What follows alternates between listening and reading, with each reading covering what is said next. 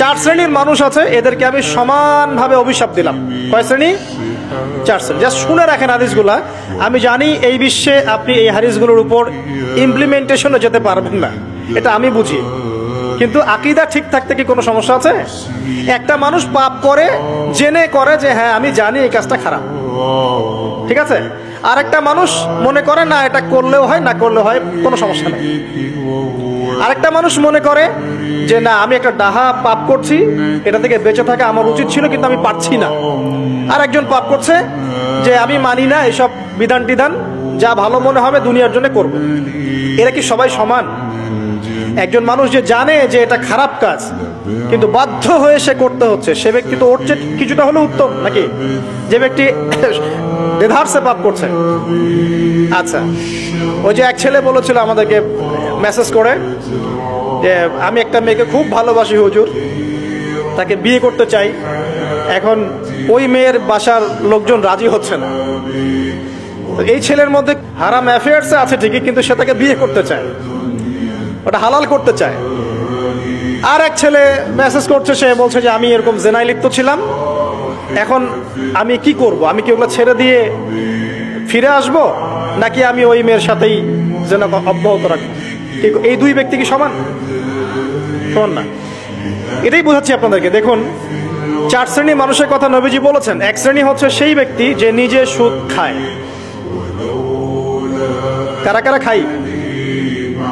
এবার হাত উঠান, কারা কারা খান? আলহামদুলিল্লাহ।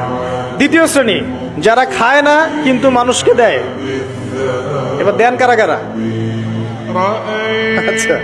তিন নাম্বার, খায়ও না দেয়ও না, খায়ও না দেয়ও না, সাক্ষী থাকে। সাক্ষী আছেন কারা কারা? সাক্ষী অনেক জনে আছে।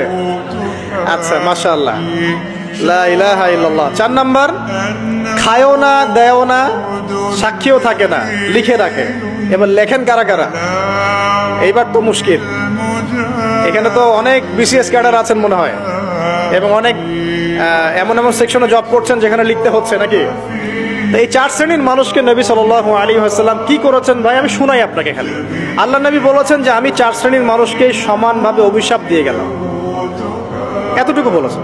এখন আপনি যদি মনে করেন যে নবী সাল্লাল্লাহু আলাইহি ওয়াসাল্লামের অভিশাপ কাঁধে নিয়ে আমার আমলগুলো কবুল হচ্ছে, বা আমি কবরের অ্যান্সার দিতে পারবো, প্রশ্নোত্তর, আমি মিজান, এই মিজানের দাড়ি পাল্লা আমার নেকির পাল্লা ভারী হবে, বা আমি রাসূল সাল্লাল্লাহু আলাইহি ওয়াসাল্লামের সুপারিশ পাবো, হ্যাঁ, বা আমি রাসূলের সাথে জান্নাতে থাকতে পারবো, আমি বলবো এই চিন্তাটা হবে একটা অলিক প্রসূত কল্পনা, আর কিছু না।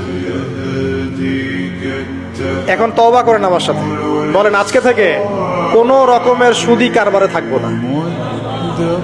তওবা করেন, বলেন আস্তাগফিরুল্লাহ আল্লাযী লা ইলাহা ইল্লা হুয়াল হাইয়ুল কাইয়্যুম ওয়া আতুবু ইলাইহি। তওবা করলেন তো?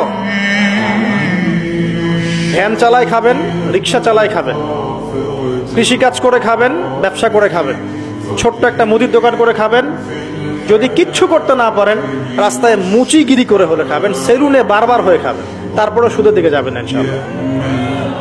পারবেন? আপনার রিজিক কি আপনার হাতে না আল্লাহর হাতে? না, আমাদের রিজিক তো আমাদের হাতে। যে ব্যক্তি মনে করে রিজিক আল্লাহর হাতে, সে কি কখনো ঘুষ নিতে পারে? সে অন্যের সম্পদ আত্মসাৎ করতে পারে? সে অন্যের জমি সিজ করতে পারে? সে দুর্নীতি করতে পারে? সে সুদ খাইতে পারে?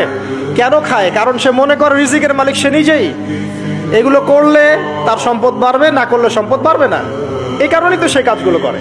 আর আমি খুব ভালোই বুঝি, অ্যাটলিস্ট আমি খুব ভালোই বুঝি যে এই কাজগুলো ব্যক্তিরা কেন করে। উত্তর শুনবেন? উত্তর হচ্ছে পরিবারের জন্য। কার জন্য? পরিবারের জন্য। মা, বৃদ্ধ মা আছে দেখতে হবে, দুই বাবা আছে দেখতে হবে, স্ত্রী আছে, আর স্ত্রী মাশাআল্লাহ একদম ফেমিনিস্ট, তার চাহিদা পূরণ করতে তার হিমশিম খেতে হয়। হ্যাঁ, একটা শাড়ি নেবে 20,000, ঠিক আছে, স্ত্রীর চাহিদা অনেক, গহনা গাড়ির অনেক চাহিদা, আর না দিলে তো আবার সমস্যা, বাসায় গেলে তো মানসিক টর্চার সেলে রেখে দিবে। এখনকার বেশিরভাগ পুরুষই কিন্তু নির্যাতনের শিকার। এখনকার বেশিরভাগ পুরুষ কিন্তু পুরুষ নির্যাতনের শিকার। ম্যাক্সিমাম বাসায় গিয়ে দেখবেন টর্চার, এক একটা রিমান্ডের সেলের মতো, বুঝছেন? এবং এটা 7 দিন 5 দিন 7 দিনের রিমান্ড না, এটা লাইফ টাইম রিমান্ড। মানে পুরো জীবন ধরে রিমান্ড চলবে আর কি। তো এই যে সমস্যা, তা কার কার জন্য করি? পরিবার, সন্তান, ওই পিতা মাতা, আত্মীয় স্বজন, এগুলোর জন্য। কিন্তু একটা কথা শোনেন আমার, আমরা যখন মারা যাব না, আমরা মারা গেলে পরে 40 দিন তারা আমাদেরকে মনে রাখবে কিনা সন্দেহ আছে। বিশ্বাস করছেন না? এই যে আমাদের অনেক আত্মীয় স্বজন মারা গেছে না, বছরে একটা বারো কি কবরস্থানে কেউ গিয়েছে? হয়তো যায়, মৃত্যুবার্ষিকী ওই দিন যায়, তাই না?